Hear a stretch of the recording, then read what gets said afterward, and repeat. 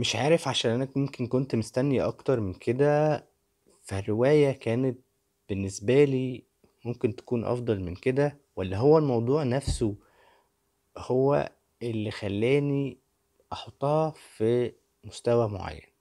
خلينا نعرف كل التفاصيل دي دلوقتي.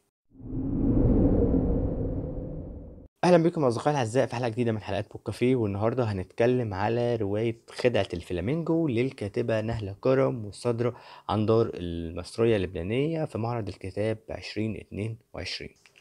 وخلينا نتكلم على الكاتبة نهلة كرم في البداية. والكاتبة نهلة كرم هي ليها العديد من الكتابات، زي أن تبقى معلقا في الهواء، والمجموعة القصصية الموت يريد أن أقبل اعتذاره، والمقاعد الخلفية، وأخيرا خدعة الفلامينجو. بالمناسبة المقاعد الخلفية كانت حايزة على جائزة ساويرس. ومن هنا خلينا نتكلم على قصة العمل بدون أي حرق للأحداث. في رواية خدعة الفلامينجو بتاخدنا الكاتبة أو البطلة في معاناتها، وهي في حكايتها مع تجربة علاقة باءت بالفشل وخرجت منها هي متدمرة نفسيا، وبتنصحها صديقتها سلمى إنها تطلع كل اللي جواها عن طريق الكتابة، لأن أصلا البطلة كاتبة، فتطلع كل اللي جواها عن طريق الكتابة. وهنشوف ده من خلال رحلتنا معاها، هنشوف المعاناة وقد ايه الألم اللي هي عاشته البطلة في خلال رحلتها من التعافي من الحكاية أو من العلاقة المؤذية دي. في خلال الرحلة، والمميز من خلال الفصول اللي بتتنقل ما بينها، إن الكاتبة كانت دايما بتحكي عن مواقف كتيرة، ومن خلال المواقف كانت بتربط طريقة معينة أو تفصيلة معينة كان بيعملها الشخص اللي معاها في العلاقة بحاجة من الحاجات، أو حركة كان بيعملها حيوان معين أو عالم من عوالم الحيوانات. ومنها جه اسم خدعة الفلامينجو، واللي انتوا هتكتشفوا فكرته او كان المفروض الكاتبة تعمل ايه زي ما كان الفلامينجو بيعمل عشان يحافظ على درجة حرارة جسمه.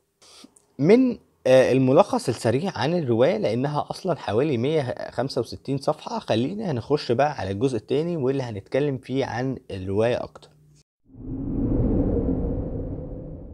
وهنا هنبتدي كلامنا عن اللغة في الرواية جت لذيذة جدا، كلها باللغة العربية الفصحى. المفردات والكلمات كانت كلها سهلة بسيطة سلسة. تركيب الجمل كانت كلها ملائمة للأزمنة اللي كانت بتتكلم عنها الكاتبة.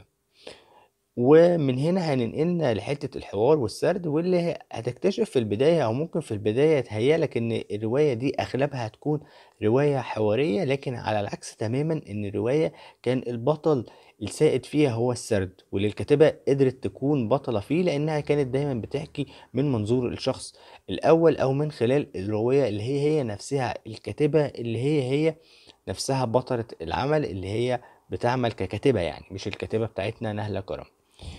الرواية فيها نوع من أنواع التجرد النفسي أو التعري أمام نفسك. بتحكي كل اللي حصل لك، بتحكي الحاجات اللي انت وقعت فيها، بتحكي عن أشخاص كانوا معاك في العلاقة اللي انت كنت فيها دي، بتحكي قد إيه هي كانت عندها نوع من انواع السلبيه بشكل كبير، او يمكن ده اللي انا شفته من خلال القصه. خليني احكي لكم برضو تجربتي واحنا بنتكلم. انا يمكن في اول 30 صفحه كان عندي حاله من اليأس ومن الانهزاميه ومن ضيق التنفس رهيب جدا. حسيت ان البطله غاويه معاناه وغاويه ضيق تنفس بشكل بشع، وكنت ببقى بقرا كل فصل وانا خلاص، يعني انت بتعملي في نفسك كده ليه؟ يمكن الكاتبة كانت شاطرة جدا في انها تنقل المشاعر وتنقل لي الشخصية كانت عاملة ازاي، ودي نقطة كانت متفوقة فيها جدا، وصلتني انا ان انا اوصل لهذا النوع من الاحساس بالشخص اللي قدامي او الشخصية اللي قدامي. وده قدرت تعمله في انها قدرت تبني الشخصية الاساسية بشكل قوي جدا، ومن ده كله من خلال هي بتسرد لك المواقف دي. يمكن الشخصيات التانية اللي حوالين البطل قدرنا نشوفهم من خلال منظورها هي ومن خلال حكاية هي في وقت من الأوقات، ومن خلال مشاركتهم في حوارات تانية في وقت من الأوقات. بس ده برضو ما يمنعش ان احنا قدرنا نعرف الشخصيات دي، وقدرنا نعرف طبيعة الشخصيات دي، لكن برضو كان كله من منظورها او كله من حكايتها هي. عرفنا برضو شخصيات تانية عن طريق شخصيات تانية، يعني مثلا شخصية الصديق اللي كان بيحاول ينصحها، عرفنا منه رأيه في الشخصية اللي كانت في على علاقة بيها هي. ودي كانت من الحاجات اللي كانت بتبني شخصيات ثلاثية الأبعاد، فأنت تقدر تعرف عن الشخصية نفسها بأكتر من منظور، ودي كانت برضو من الحاجات القوية واللطيفة جدا في الرواية. من الحاجات التانية برضو اللي كانت ملفتة، وهي فكرة ربط الموقف زي ما قلت، أو ربط حاجة معينة بيعملها الشخصية أو البطل بحاجة من عالم الحيوان، وده اللي كنا بنشوفه أو كاتبة بتعرضه لنا في نهاية كل فصل على مواقف هي كانت بتفتكرها مع الشخصية اللي كانت موجودة معاه في هذه العلاقة البائسة جدا. الحبكة بتاعتنا احنا قدام نوع من انواع الرواية او ادب الرسائل او ادب الاعتراف. ففي النهاية احنا في رحلة تعافي. هل في النهاية الكاتبة هتتعافى فعلا، او البطلة دي هتتعافى، ولا هترجع تاني وتقول ماذا لو عاد معتذرا، وخلينا نقول انها تاخد على قفاها من تاني؟ في الحقيقة ده انت محتاج انت تشوفه لما هتقرأ الرواية وتعرف عنها اكتر. بس خلينا ننتقل للجزء الاخير من الرواية، وهو الخلاصة. خلينا نقول ان خلاصة كلامنا عن الرواية دي، انا بالنسبة لي كنت في نوع مختلف من الاعمال دمج بين اكتر من حاجة مع بعض. هي رواية جوه نمط ادب رسائل بتتكتب عن طريق الكاتبة في رحلة تعافي من علاقة من العلاقات النفسية. فاحنا قدام رواية فيها كتير من الألم النفسي الرهيب، كتير من المعاناة اللي الكاتبة كانت بتحاول تعرضها.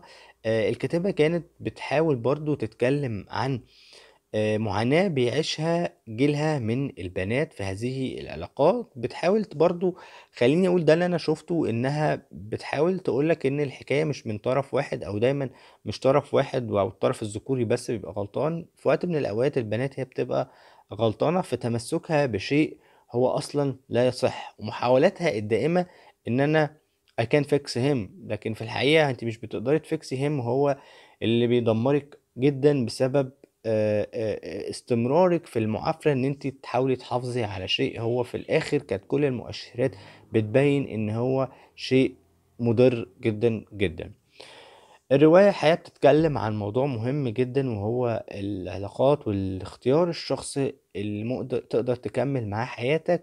كمان اتكلمت على جزئية مهمة جدا، وجزئية النفسية، وجزئية الشخصية البطل دي في صغرها مع عيلتها كان عامل ازاي، وقد ايه التربية مهمة جدا، وقد ايه في حاجات بيعملها اباء في التربية بتخلي الاشخاص لما بيكبروا عندهم عقدة معينة بتدمر لهم حياتهم، زي ما شفنا في حياة الكاتبة دي.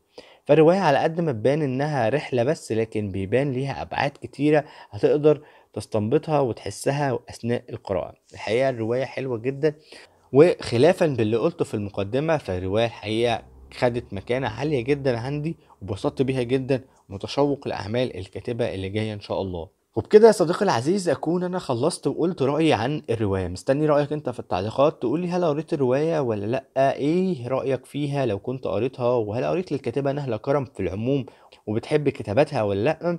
والكلام والمواضيع اللي اتكلمنا فيها عن مدى تأثير التربية وعن العلاقات واختيار شريك الحياة، ايه رأيك في كل الافكار دي؟ حابب ان انت تناقشني تحت في التعليقات.